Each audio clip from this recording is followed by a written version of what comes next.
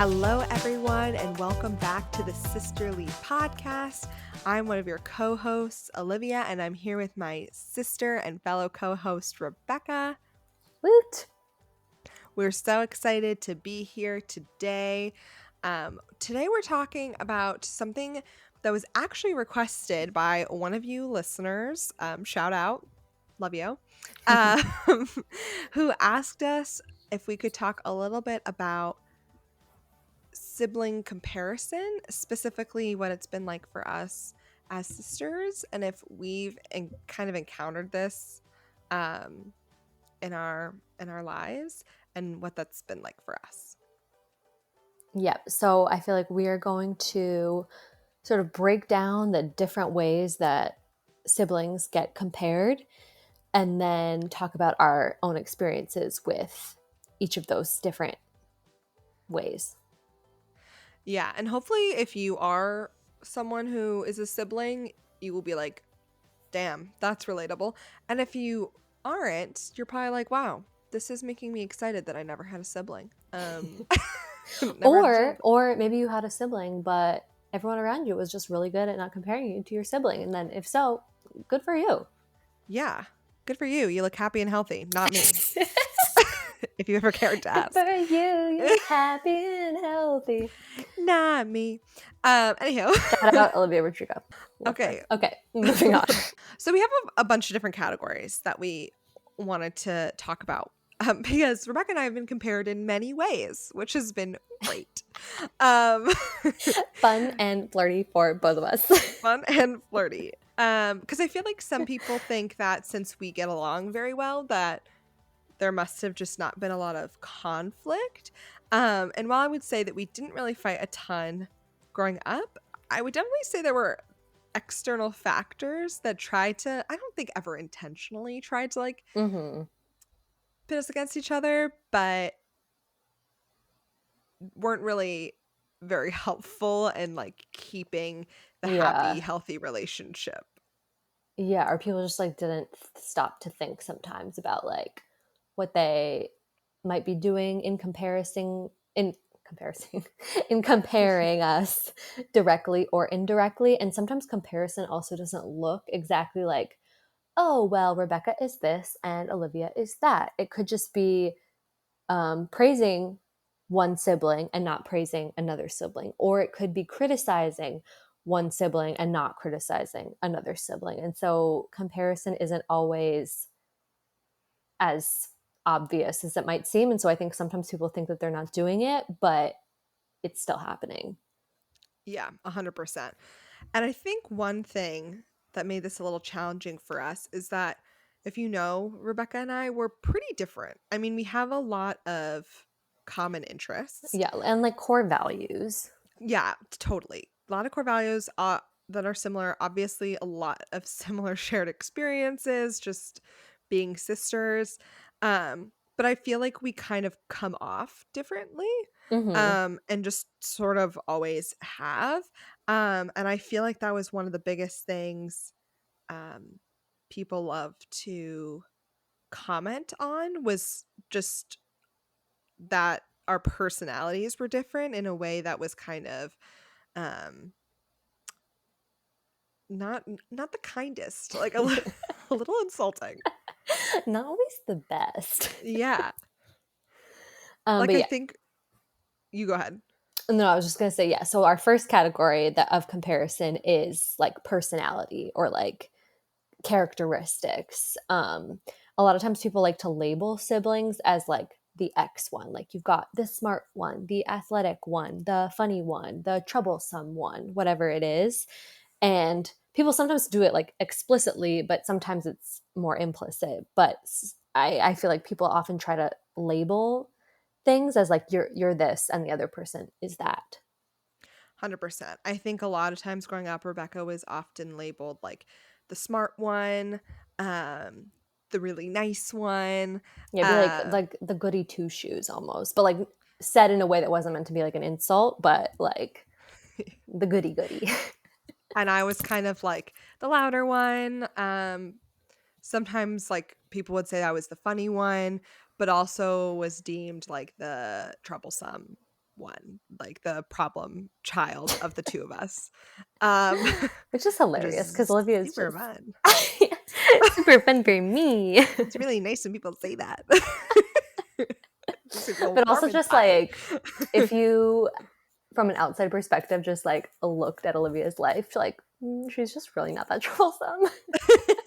I would definitely say, like, I definitely got into more precarious situations than Rebecca did, but I'm also very much not, like, looking for trouble. You know what I Yeah, mean? right. Like, You weren't trying to be mischievous or I anything. am queen of, like, wrong place, wrong time. That's so true. That's for sure. But it wasn't a lot of times it wasn't like I was trying to get into stuff. I feel I like was just like a sometimes, kid and yeah, just wrong place, wrong time. it's just like sometimes shit happens and you're just Just and I there you think are. yep, and then there I be. Um and I think Rebecca was kind of deemed like angel child, which to Yep. be fair, I call Rebecca angel child all the time because I really do think she's just a little angel and I mean that like in a sincere way, not like a oh, you're just like the goody two shoes. I'm just like no, Rebecca's perfect. But I feel like I don't know, I almost feel like people kinda deemed us like the angel and the devil on your shoulders kind Yeah. of I feel like no one was attitude. ever that overt that like you were bad or devil or whatever, but like just subtle things would make it out like, oh yes, I'm angel child, and oh yes, you are, have more of a troublesome or whatever it is. Yes. Ooh, Whatever. she's bad. Ooh, is she bad? Oh my god. As if. And, as if. So funny.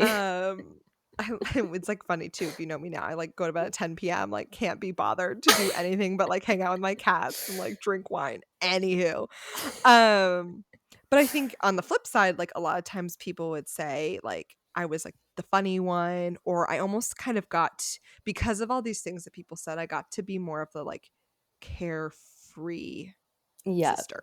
Yeah.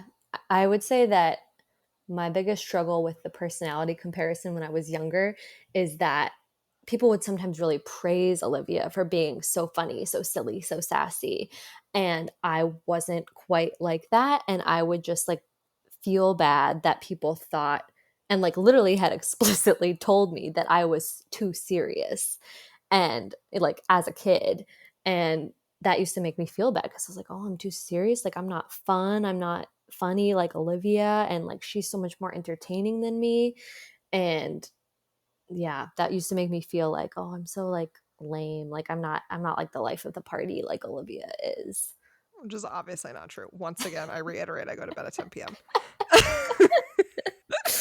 Rebecca literally goes to bed later than me. I know that's not the end all be all of like who's the more fun, like our bedtimes, but I just like But like any I think that's what's also tough in like some comparison. Like some comparison is just like wildly off base. But in some cases, there's like a kernel of truth, which is that like Olivia is really funny and like she's just naturally funny. And like I become funnier when I'm around her, but she just is funny. And so, like, that knowledge that like there is some truth to it can also make you start to believe the other stuff around it that maybe isn't true. Like, oh, I'm too serious. I'm not fun just because there's truth in the fact that, oh, Olivia is funny and fun. 100%. It's like with you, like you were such a good kid, like always good daughter, a good sister, like all of that, which is wonderful. But then I was like, oh, like she really is kind of like the best one. Like clearly I'm not as good, like it just kind of escalates from Right. that, like you said, that kind of one kernel of truth. Yeah. And kind of going into that a little bit more, like we were definitely compared a lot in school when it came to academics and all that good stuff. I would say there's like I think every sibling probably experiences this, but there was the classic like Rebecca was 4 years older than me, so she had all of the teachers I had first. So she kind of like set up a reputation, which was a very good reputation, and then I feel like I kind of came in and like did not meet expectations. Not No, true. I just feel like you were so like you said, like I kind of I kind of I don't know what the right wording is necessarily, but I kind of like feed into the like funny one vibe. Like, I do. I know that I can make people laugh, so sometimes I go in, like, really hardcore on, like, being the funny Mhm. friend, and, in a like, a classroom situation, that's not always where you wanna be. Not always Um ideal. yeah, I was definitely never, like, teacher's favorite by any means. Like, once again, I was never trying to be disruptive or rude or anything like that, but I just, I got distracted easily. I also like, Rebecca was super smart, and I always tried to, like, be in the same classes or, like, push myself academically, and I just struggled more, in certain classes. Like, I just wasn't, I don't know, that didn't come to me very easily, and I think teachers would be like, "Well, your sister was, like, very good at AP Calc." I was like, "Well, excuse me. I'm trying very hard." So it's just, like, those kinds of things, like, sorry, I don't, like, Right, it's just like you understand can't this as expect easily. two people to be the same or have even the same interests in school. I feel like we could also do a whole separate episode on just like birth order because I feel like that's also just like a thing. I feel like people often just like 100%. step into a role just like based on the order in which they're born. And I feel like a lot of firstborn children or like secondborn or middle child or youngest child have a lot of like similar situations just because of that dynamic. 100%. I feel like we could also talk about too, like, maybe this is a little bit more of a stretch, but I have like read things about how where you're born, like what month you're born in the year also plays. And I'm not talking about astrology. I could talk about it, but I'm not. Um about yeah, like what month you were born in, how that can really like determine a lot of things. For example, I was born in October, so I'm later in the year, and I didn't like stay back a year. Like, I went into kindergarten when I was 4 years old, almost 5. So I was always the youngest in Yep. school, and because of that, I honestly do think I was a little bit less mature than some of the other Right, kids. especially when you're so Um, little and you just start, like, you are, like, that development is, like, a lot when you're 4.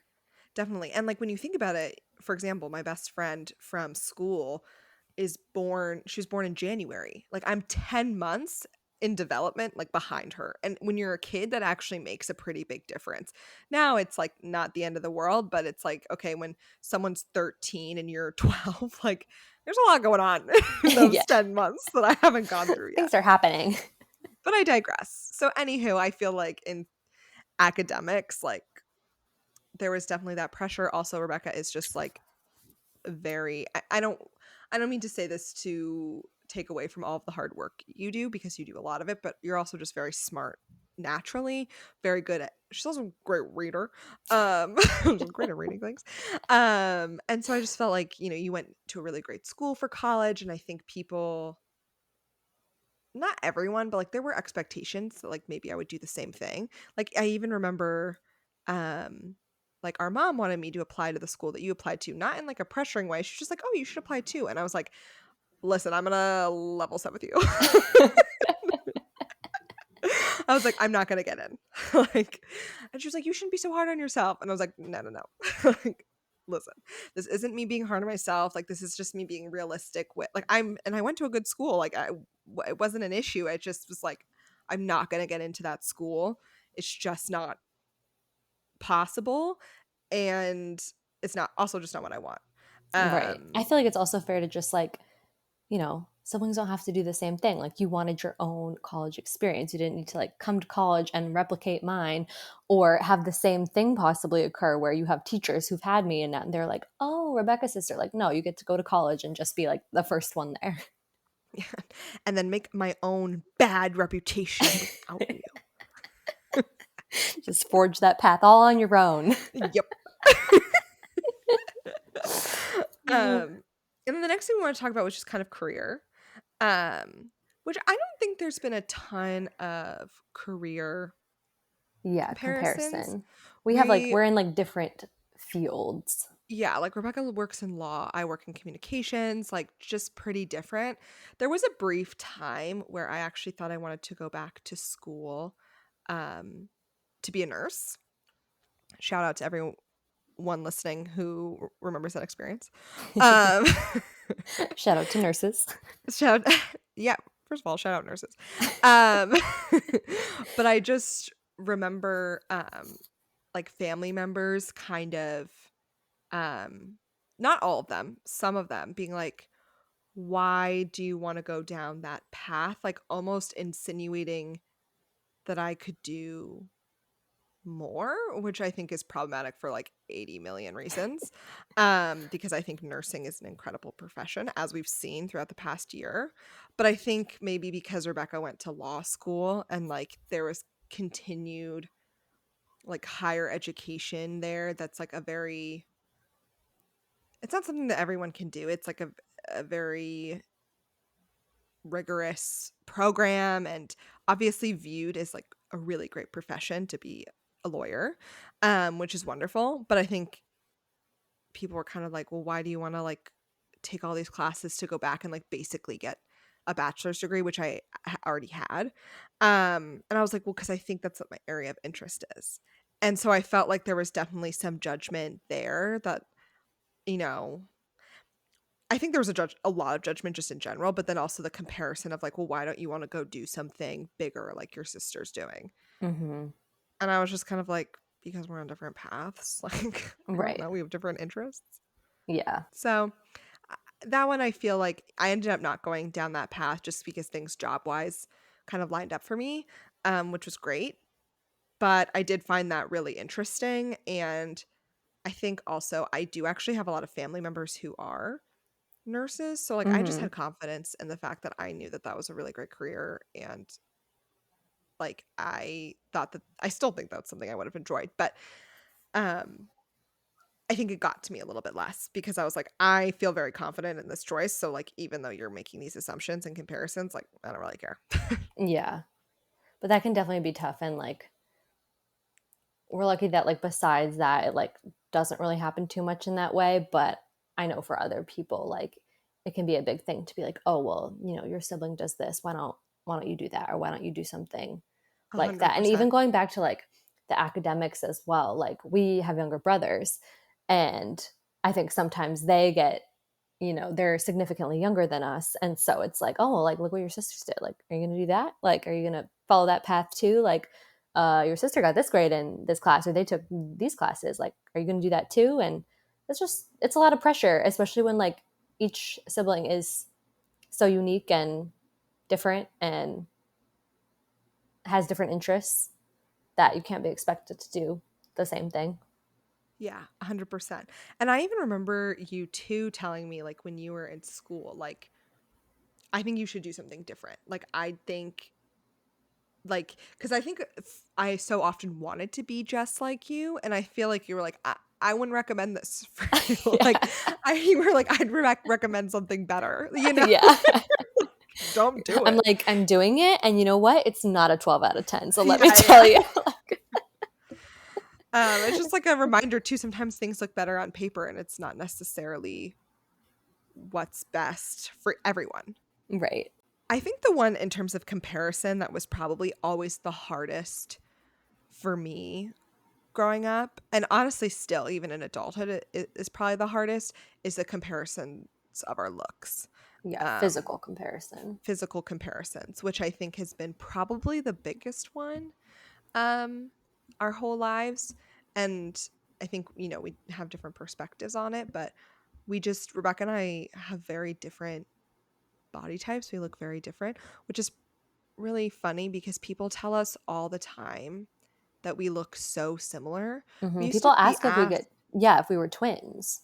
yeah, people have asked us if we're twins, and I'm just like, do we really look like twins to you? Like, we look so different. I mean, we look like sisters, We that's look for related sure, for sure, but but we look really different. And I think that was always really hard for me because a lot of times people would make comparisons, like Rebecca was prettier, skinnier, all that stuff. And I think that was probably the one that was hardest for me. yeah, I feel like that one happened almost the most Hmm. and was definitely the most uncomfortable. And, or at least for me, was definitely the most uncomfortable. And body comparison often wasn't in like a very direct way. It wasn't like, oh, well, Rebecca looks like this and Olivia looks like this, or Rebecca's the this one and Olivia's the this one. It's like it's more subtle when it comes to body type. It was just like indirect. It would be like I would get a lot of praise for my body, and I would get that praise in front of Olivia. Mhm. People would say like, "Oh, you're so skinny. Oh, you're so tiny. Oh, you're this," or "Oh, I wish I looked like you. Oh, I wish I had your body." And I feel like it was harmful. One, because um, I started getting validation from that when I was younger, to be told that I was skinny and tiny and small and that people wanted to be like me. And that's not the healthiest. I kind of feel like people should just like not comment on children's bodies, just like in general across the board, unless you're like a Retweet. health professional and you like actually have to like talk about some sort of health thing. But so I thought that was harmful because it actually didn't always make me have the best mindset, because I would get validation from that. And then if I wasn't told that, I would feel self conscious about my body. But it was also the impact that it would have on you to be there and hear someone praise my body and then not overtly criticize yours, but not say the same thing to you. Mhm. Yeah, definitely. I think it's hard too because I think with that one, it was one of those things where it felt like I couldn't do anything about it.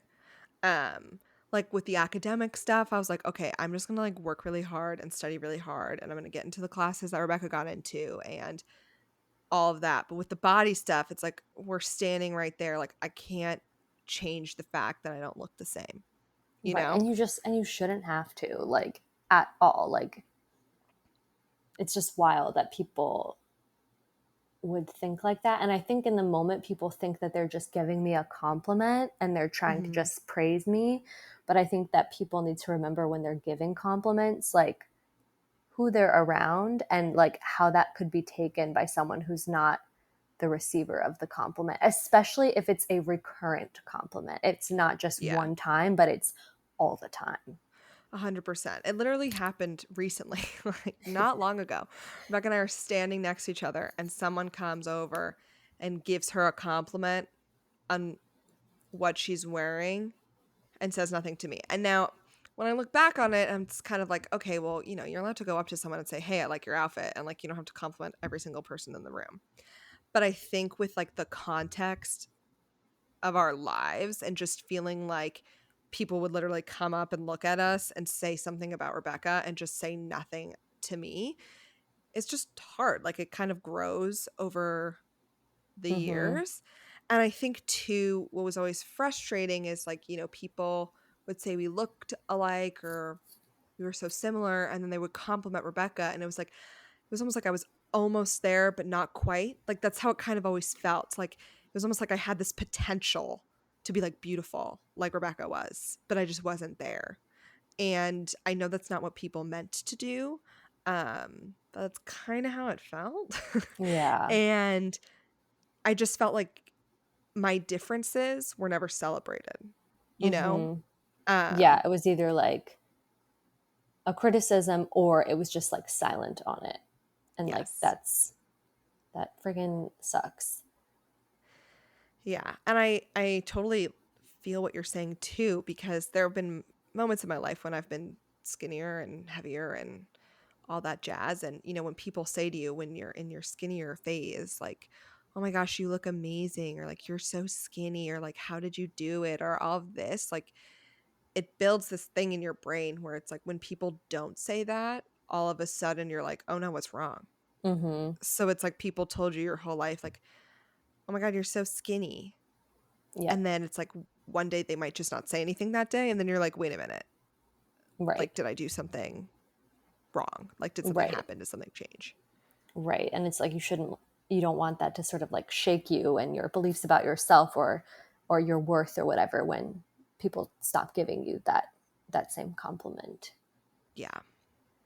I think what it's taught us is just don't talk about other people's bodies. Yeah.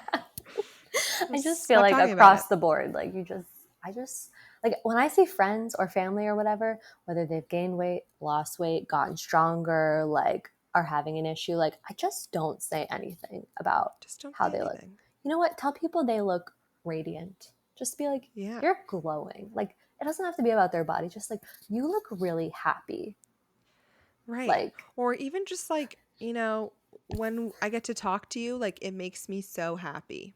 yeah, Like you being brighten in up your my day. yeah, your presence brings me joy. There's so many other things. I feel like you know how much it would have meant to me as a kid for someone to say to me, "Your presence brings me joy." Yeah. Like, that would have meant everything. Because 'cause no one says that to you as a child. No friends ever say to friends when you're, like, 14, like, "Your presence brings me joy." And, like, they're Yeah. never going to. That's okay. Um, but I'm gonna start Uh, asking my almost 16-year-old brother to start saying that to me. Will, if you're listening, I want you to start saying that my presence brings you joy. Um, we'll know if he listens, if he starts saying it. This is a test. yeah, this is a test. We'll know if you're listening or not. Um, yeah, I just think that there's so many other things to focus on. Um, Especially because you don't know the backstory. It's like Right. going back to that example again of someone just complimenting what you were wearing while standing next to me. It's like it shouldn't mean that much, but because there's so much history there, it made a really big impact on me. Mm-hmm. Um, Yep. yeah. So I think now we wanted to get into um, our advice section of today's podcast for some sisterly advice. Because one of the questions we got asked with this topic was how do we deal with it, which I do think we talked a little bit about already, but also how do we not let it get in the way of our relationship? Mm-hmm. How do Because we a lot, prevent resentment from like growing because of that yeah, comparison? yeah, 100%. Because it's like, it's kind of hard when you're standing next to someone and you feel like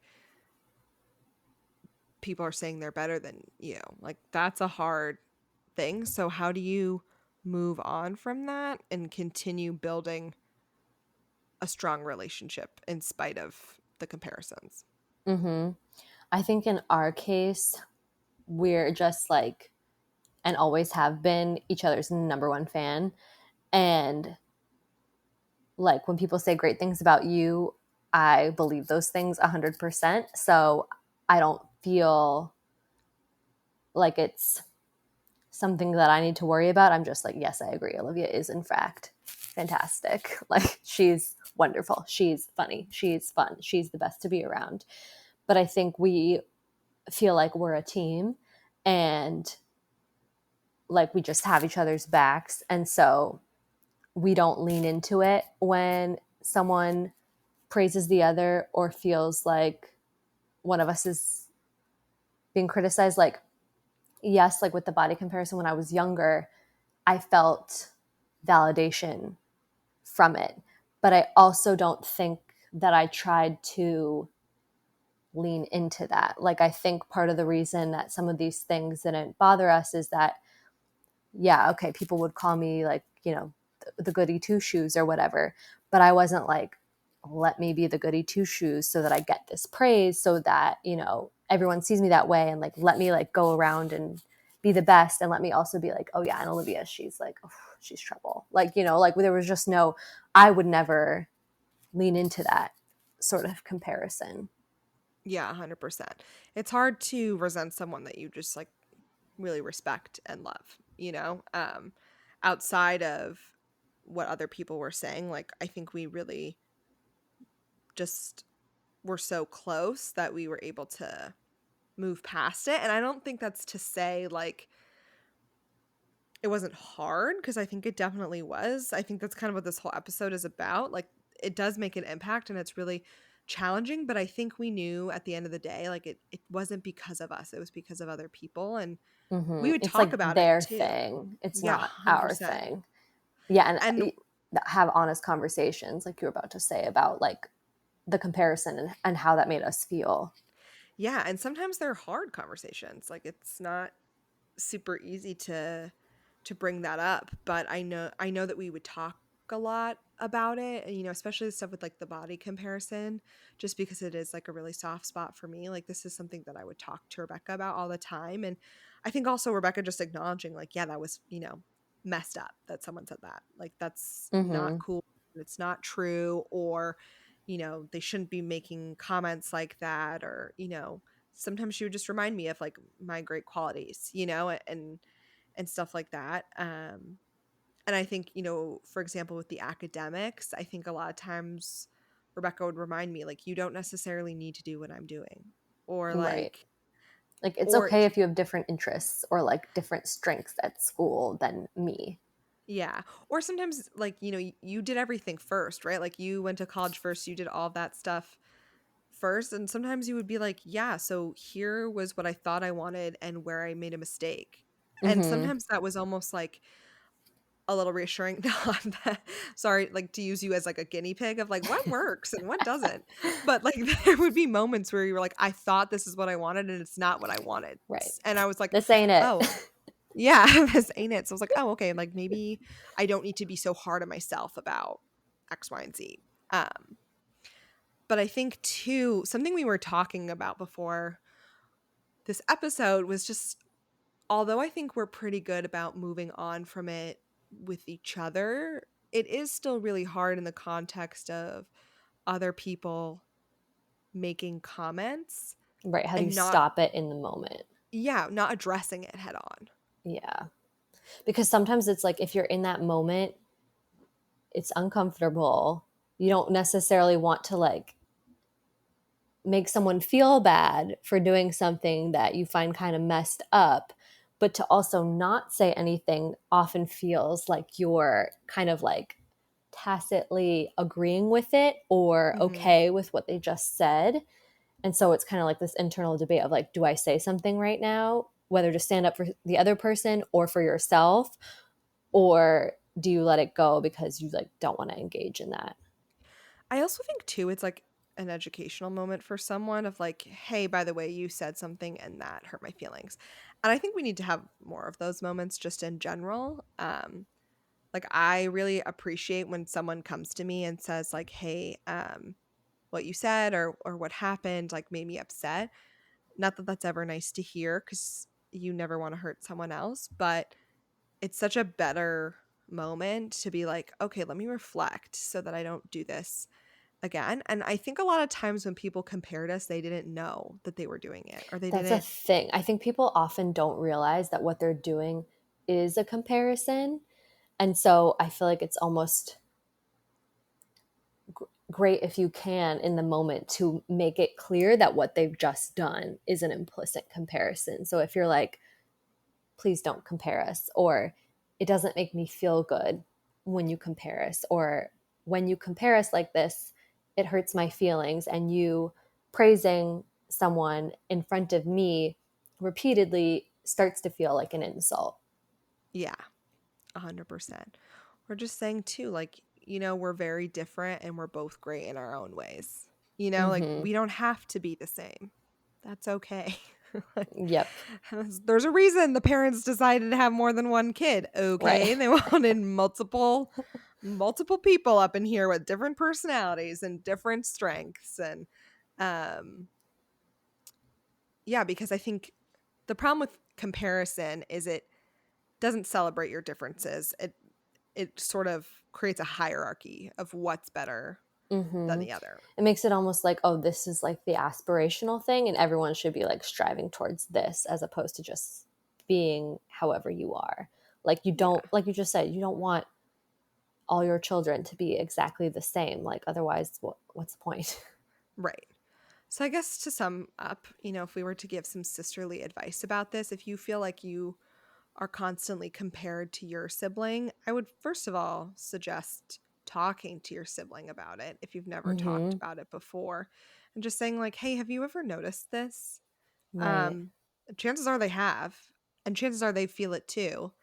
And just having an open conversation about how it makes you feel, and how you feel like it does or has the potential to strain your relationship because you feel like you're constantly being told that you're not as good as each other. Yeah, and I Um, do feel like, say they aren't completely aware or they're not fully aware of how much it impacts you, like having an honest conversation about how other people's actions are bothering you might actually bring that sibling like on your team. Like if you feel like they're Totally. on your side and they get it now and they realize that it's bothering you, like they can be there to support you, or possibly in the moment if they can, like say something about that comparison, or not lean into it so that it doesn't hurt you. 100%. And then I would say, if you feel like it's a parent or a family member or a friend who's doing the comparing, maybe try some of those like phrases that we mentioned um, in the moment. I think it's hard to bring up like kind of after the fact of like, hey, by the way, you do a lot of comparing because it's very much like, Right? Feels kind of out of the blue. And yeah, it's hard to be like, I could just see someone responding like, what are you talking about? I never do that, So like mhm. try to call it out in the moment. Um, and then I think just there are so many things that we can do to kind of be kinder to ourselves and remind ourselves of our own strengths. So I would try to find some ways to remind yourself of your own uniqueness and great qualities. Sometimes you can just write a list down of things that you really like about yourself or things Things that you're make you proud different. of about Yeah, yourself. things you're proud of, things like that. Just to remind you of all the good things about you instead of all the things that are different about you compared to another person, which is never Mhm. helpful. Yeah, completely unhelpful. Well, listeners, you're fabulous. You're perfect exactly as you are in all of your unique and special ways. And thank you for listening to another episode of Sisterly.